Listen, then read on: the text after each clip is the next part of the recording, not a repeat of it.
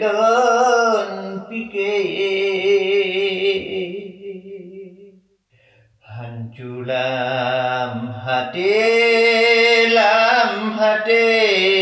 rusalam dada mata lun buta hai buta dan judlen ku malon jino ji bohlom utano Jawa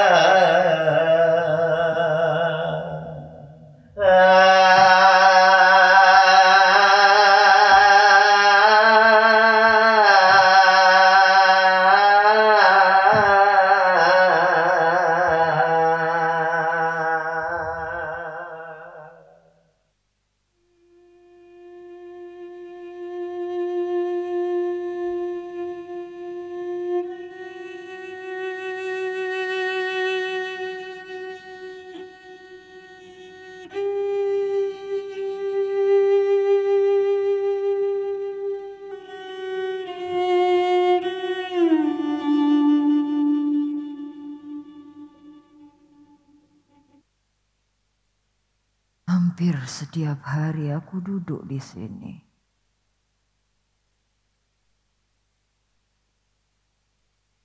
Bukan kesepian yang membuatku merasa pedih.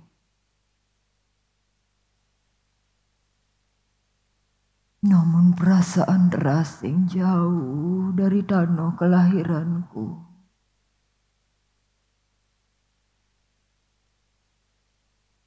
Meskipun aku buta, tapi aku tahu langit di luar jendela itu bukanlah langit yang selalu kurindukan.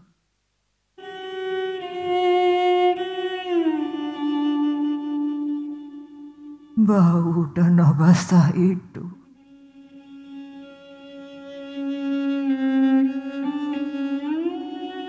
bau udara pagi itu bayangan pepohonan yang tampak semakin tua ketika senja.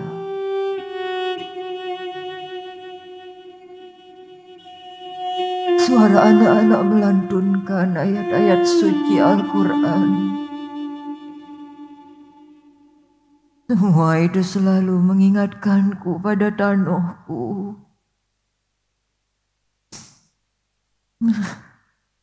Nanggroa.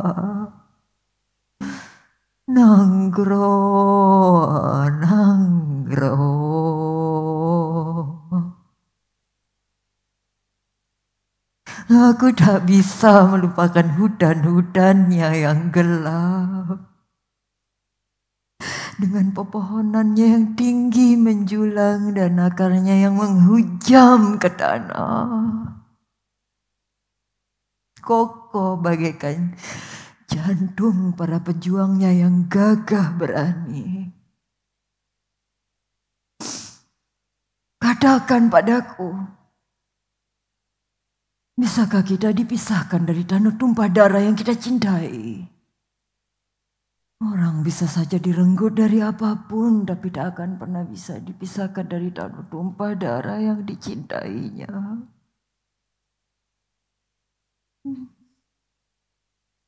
Itulah sebabnya mempertaruhkan nyawa demi tanah yang dicintai adalah ibadah.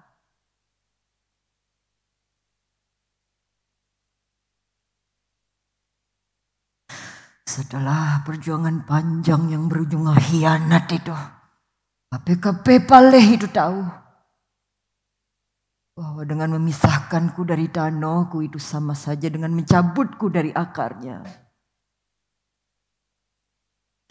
Bahwa dengan menjauhkanku dari Nanggronyo adalah lebih menyakitkan daripada menghujamku dengan ratusan peluru.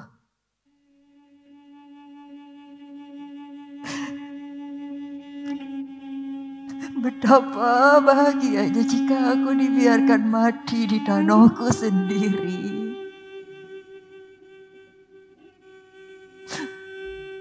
Betapa setiap ku sebut namamu, engkau selalu berdenyut di dalam jantungku. Nanggroan, nanggroan, nanggroan.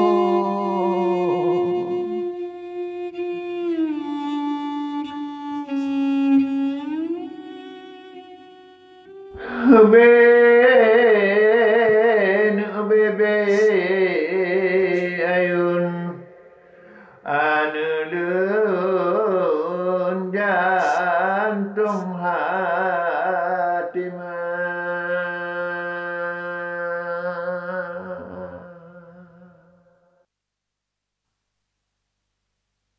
Aku teringat saat-saat menimang kedua anakku dulu, Ibrahim dan Cut Gambang. Seorang ibu yang membesarkan anaknya dalam keadaan perang adalah benteng yang paling kokoh. Tak akan kubiarkan mereka tumbuh sedikit pun dalam rasa takut. Maka dalam setiap timang dan pelukku, selalu kubisikkan kepada mereka sebuah hikayat. Hikayat tentang Mahudun Sati yang sejati.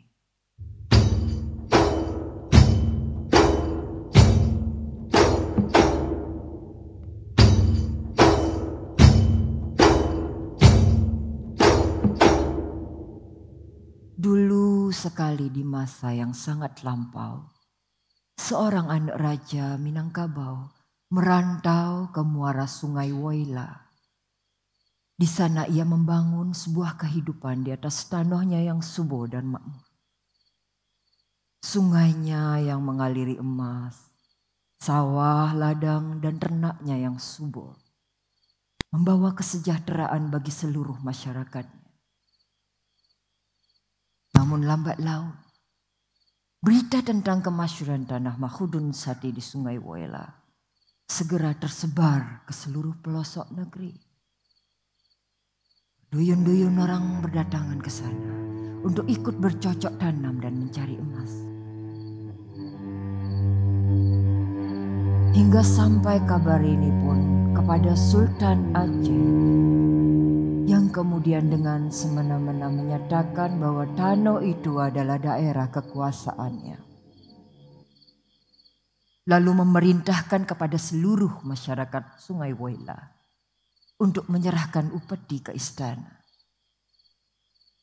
Tentu saja Mahudun Sati menolak penindasan itu.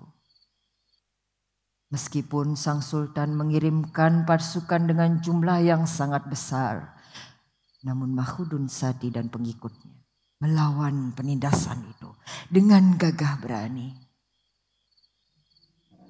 Terjadilah pertempuran yang tak terhindarkan. Darah mengalir bagaikan anak sungai. Mayat-mayat bergelimpangan di seluruh pelosok-pelosok negeri.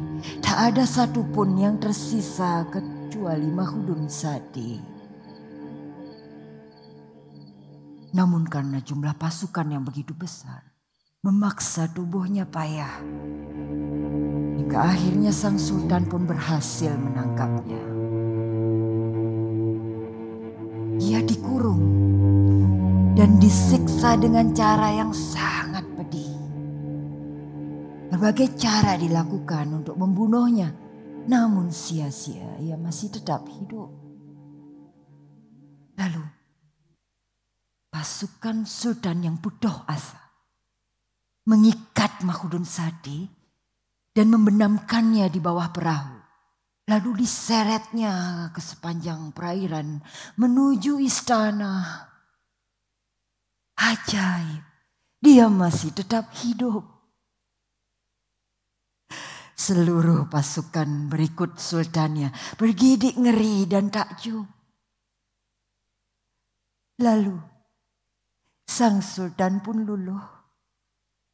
dan meminta Mahudun Sati untuk menjadi petinggi istananya.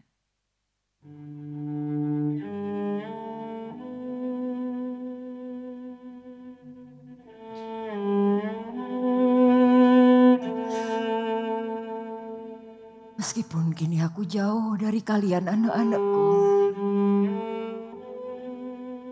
aku yakin dimanapun kalian berada, kalian adalah manusia-manusia yang tak kenal tunduk. Meskipun nyawa menggantung di ujung kepala, dengan gagah berani kalian akan hadapi KP biadab itu. Sebab di dalam darah kalian mengalir darahku. Dan di dalam darahku mengalir darah manusia Minangkabau yang tak kenal takut. Aku dan kalian anak-anakku adalah keturunan Mahudun Sati yang sejati.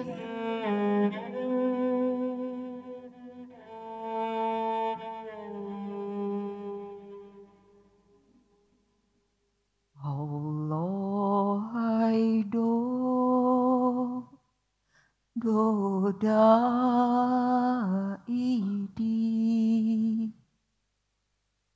boga bongbi bokaye udan raya sinya hana pemabri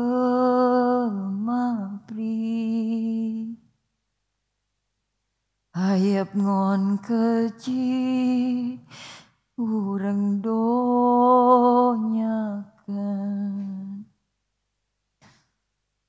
wahai anak beta dule bedosare tabela bangsa beta takut kadara ile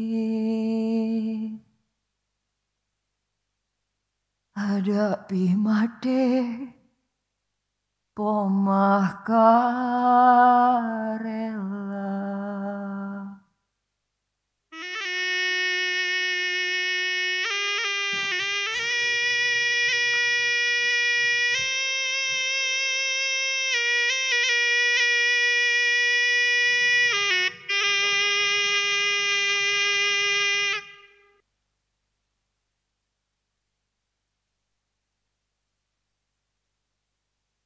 Usiaku baru 12 tahun saat ayah menikahkanku.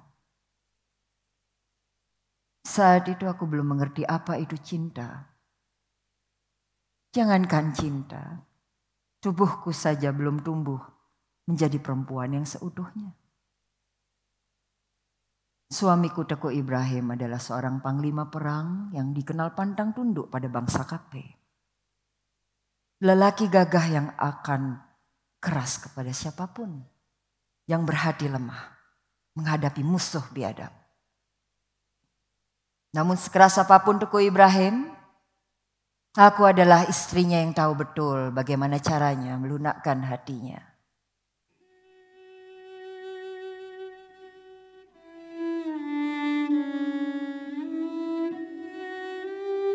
Aku tak pernah bosan mendengarkan cerita-ceritanya. Aku tidak hanya terbuai saat mendengarkan suaranya yang merdu ketika ia mengaji. Namun setiap kali mendengarkannya berkisah, aku seperti merasakan sendiri peristiwa-peristiwa yang diceritakannya. Ya, dari kisah-kisah teladannya itulah, maka tumbuh kesadaranku bahwa di dalam hidup kita harus memiliki keberanian. Ajaran tidak hanya mengatur kita dengan Tuhan, namun juga mewajibkan kita untuk melawan ketidakadilan. Usiaku memang sangat belia saat itu. Namun darinya aku menyadari bahwa kedewasaan seorang perempuan tidak dilihat dari usianya. Namun bagaimana ia mampu menghayati hidupnya. Malam itu kami mendengar pasukan KP akan membakar desa-desa kami. Hampir seluruh rakyat Aceh bertekad untuk mengusir KP dari bumi Nanggroa. Kecuali seorang pengecut bernama Tekuneh. Mendengar nama itu saja tak sudi aku. Biadab itu terlalu takut harta bendanya musnah. Sehingga ia lebih memilih bersembunyi di balik KP biadab itu. Beruntung Ibrahim, suamiku, tidak berjuang seorang diri. Ia masih memiliki 200 pasukan yang pandai bersenjata. Belum lagi Raja Pidi. Ia mengirimkan 1.500 pasukan untuk membantu kami. Kalian tahu bukan orang-orang Pidi itu? Mereka adalah manusia-manusia yang tak kenal takut. Mereka bisa saja menjadi barisan penggempur meskipun hanya dengan bersenjata kelewang. Malam itu berangkatlah Ibrahim beserta ribuan pasukannya untuk menghalau niat busuk KP biadab. Angkasa bergetar oleh suara meriam yang menggelegar. Pertempuran sengit itu terjadi selama hari demi hari, namun tak sedikit pun menyurutkan semangat kami hingga sampai hari kelima. Ya, aku ingat betul hari itu. Sekitar 17 kapal serdadu didatangkan dari Ambon, Minahasa, dan Jawa. Mereka menurunkan layarnya untuk membantu pasukan KP dalam menyerang kami. Pasukan kami tidak mengenal takut sedikit pun. Namun karena jumlah pasukan yang begitu besar, memaksa kami mundur ke pedalaman. Namun, apa yang kutakutkan terjadi juga. Dari kejauhan aku mendengar orang-orang berteriak, "Masjid Agung dibakar!" Langkahku terhenti. Darahku berdesir. Aku tak mampu lagi membendung kemarahanku. Aku kembali ke medan pertempuran. Aku tak peduli lagi apakah KP biadab itu akan menembaki tubuhku hingga mati. Di hadapan rakyatku, aku berteriak, "Hai orang Aceh! Lihat! Lihatlah dengan mata kepala kalian sendiri. Anak-anak kita, perempuan-perempuan kita dibunuh dengan keji. Masih adakah di antara kalian yang mau tunduk pada bangsa biadab itu?"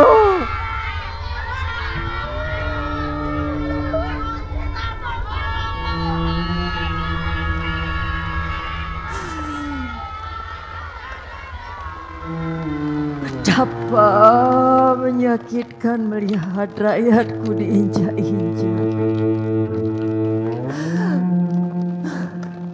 Masjid kami, masjid kebanggaan kami habis dimakan api.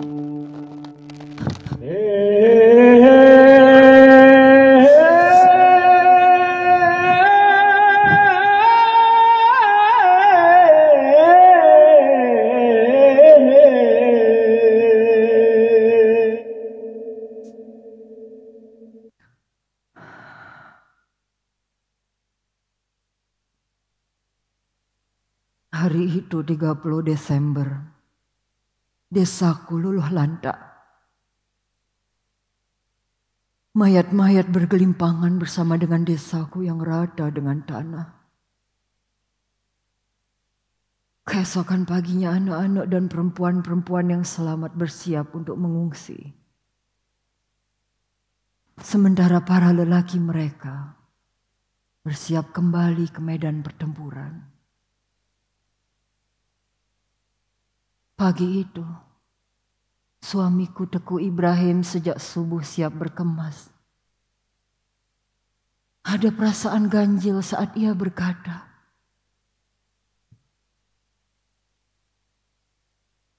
"Pojok, jika terjadi satu hal denganku, Aku telah menyiapkan 70 pasukan untuk menjagamu.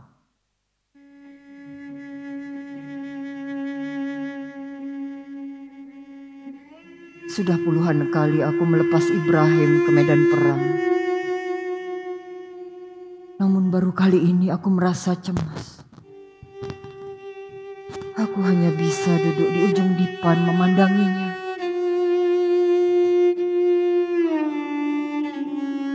Tak tahukah engkau, Cutbang, hatiku kalut.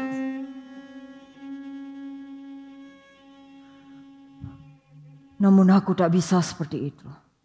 Aku harus tetap tegar.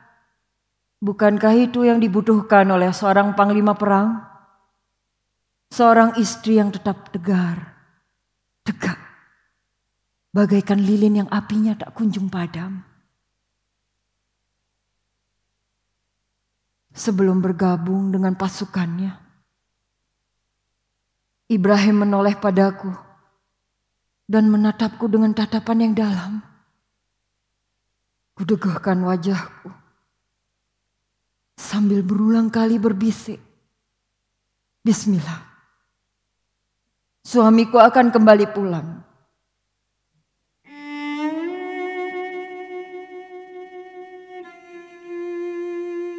Langit tampak kelabu saat itu. Seekor burung terbang bergegas, mengepakkan sayapnya yang cemas. Apakah ini sebuah isyarat? Aku hanya bisa memandang Ibrahim menghilang di balik gelap. Doaku bersamamu, Teguh.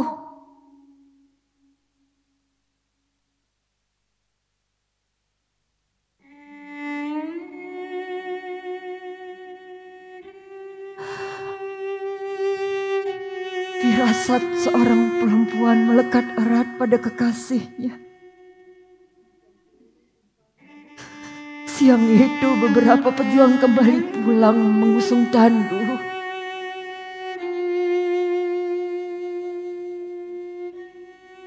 Sebuah lubang di kepala suamiku mengakhiri hidupnya. Bahkan seluruh tumpahan air mata ini tak akan pernah sanggup menghentikan kepedihan ini.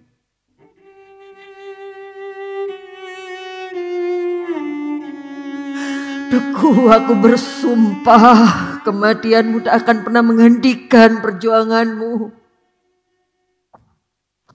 Kematianmu justru akan mengobarkan semangatku. Insya Allah aku ikhlas, Teguh. Sebaik-baik mati adalah syahid.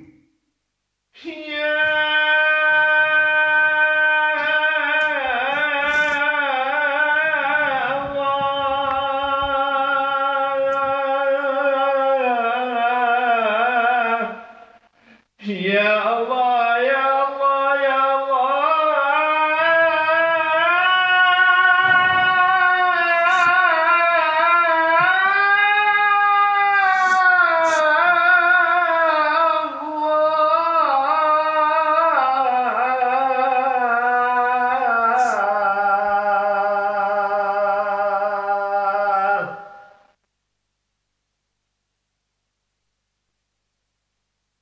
Satu demi satu dari kami gugur syahid. Teguh Ajat, Teguh Nyakmak, Teguh Syahrin, dan masih banyak para pejuang lainnya. Kematian Teguh Ibrahim ternyata menyurutkan semangat perjuangan. Bahkan tak sedikit dari pejuang Aceh yang memilih tunduk pada bangsa KP. Mereka tunduk setelah anak-anak mereka dan perempuan mereka dibunuh dengan keji. Setelah rumah-rumah dan desa-desa mereka di bumi hanguskan. Aku tak habis pikir bagaimana mereka bisa melakukan itu. Kami memang hancur. Tapi bagiku tak ada sedikit pun kata menyerah.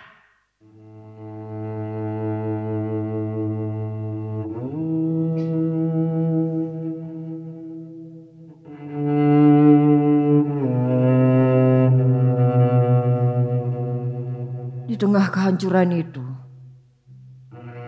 aku melihat seorang lelaki yang tegak berdiri menentang Kape dan para Satabu. Seorang petualang yang tak dapat dikekang, namun cerdas dan bijaksana. Ia adalah Teku Umar.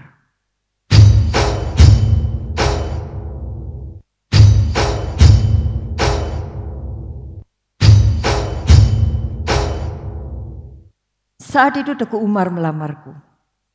Tentu saja aku menolak lamaran itu. Namun karena ia meyakinkanku akan membantuku meneruskan perjuangan Ibrahim, maka terjadilah pernikahan antara aku dan Umar atas restu ayahku Nantasetia. Rakyat menyambut sukacita pernikahan kami. Di mata mereka, aku dan Umar adalah harapan untuk perjuangan yang baru. Saat itu, situasi Aceh sudah dikuasai oleh bangsa Kape. Mereka bahkan mendirikan benteng yang memagari seluruh kota raja. Mereka mendirikan sekolah-sekolah, rumah sakit, dan rel-rel kereta. Kehidupan yang diatur oleh bangsa Kape itu berangsur ramai. Namun bagiku, mereka tetaplah rakyat yang terjajah. Hari demi hari berjalan begitu lamban. Hingga sampai pada hari yang dinanti. Pagi itu, 29 Maret saat matahari belum terbit sepenuhnya. Aku, Umar, dan kawan-kawan seperjuangan kembali bergabung dengan seluruh rakyat Aceh. Kami menggempur kota raja setelah berhasil merampas ribuan pucuk senapan dan ribuan peralatan tempur lainnya. Peperangan yang memakan kerugian besar bagi bangsa Kape itu berlangsung tahun demi tahun.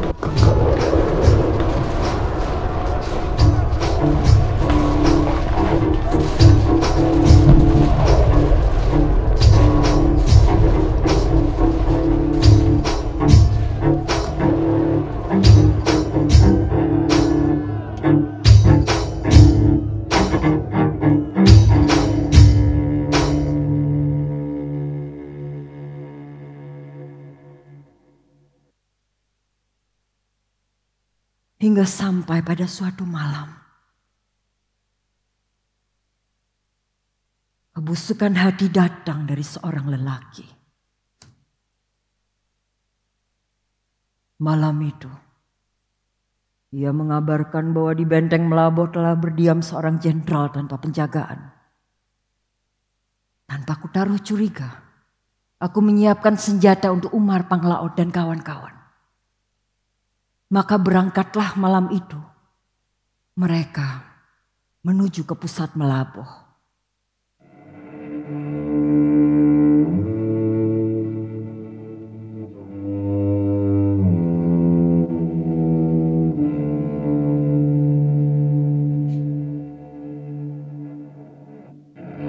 Menjelang siang di tengah terik yang pucat, Panglaut dan kawan-kawan kembali pulang. Namun, tak kutemukan sosok yang kucari di antara mereka.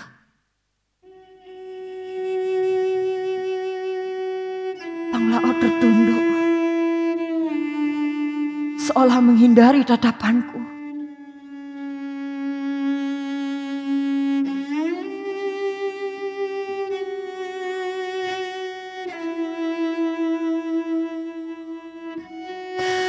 Dua kali sudah aku kehilangan lelaki yang kucintai di medan perang.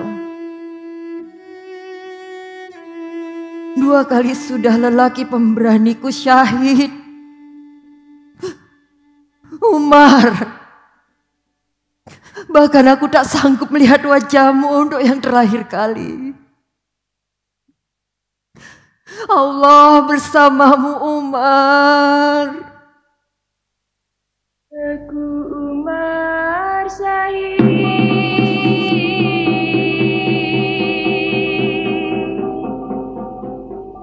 Teku Umar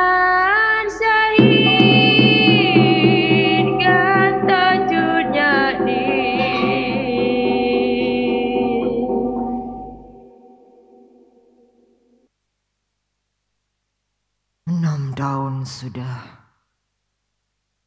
sejak peristiwa khianat itu. Pada akhirnya waktu jugalah yang mengambil satu demi satu yang ada pada tubuhku. Jalanku kian melamban. Mataku bahkan nyaris tak dapat lagi bisa melihat. Namun kebencianku pada bangsa Kape semakin melekat. Bagaikan penyakit yang tak dapat lagi bisa disembuhkan.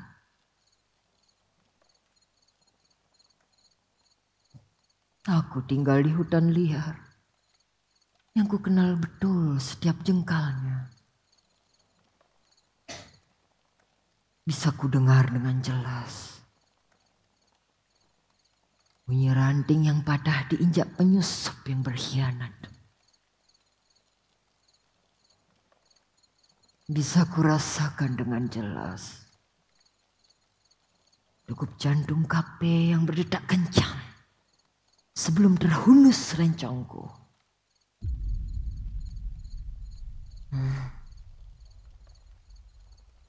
Malam itu kami duduk mengelilingi api unggun.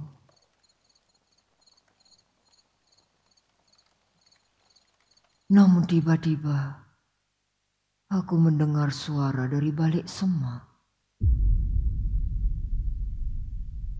Aku meminta semua orang untuk berjaga.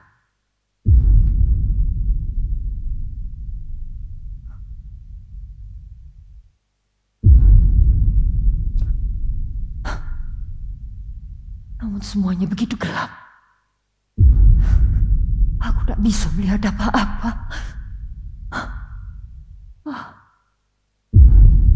Bang Laut. Bang Laut. Bang Laut.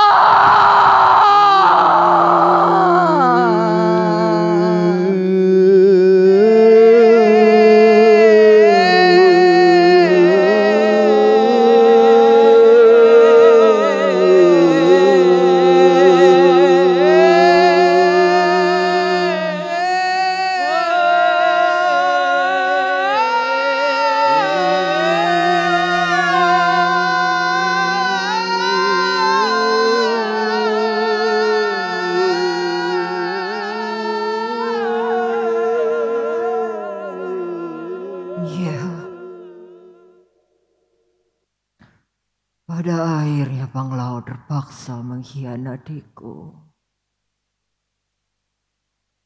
Berkali-kali ia meyakinkanku bahwa Kape Pale itu akan merawatku dengan layak.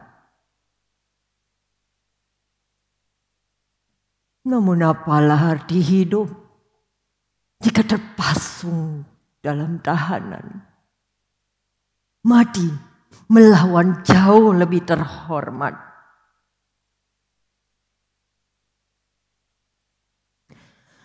Pada akhirnya Kape biadab itu mengasingkanku jauh dari tanahku Nanggronyo.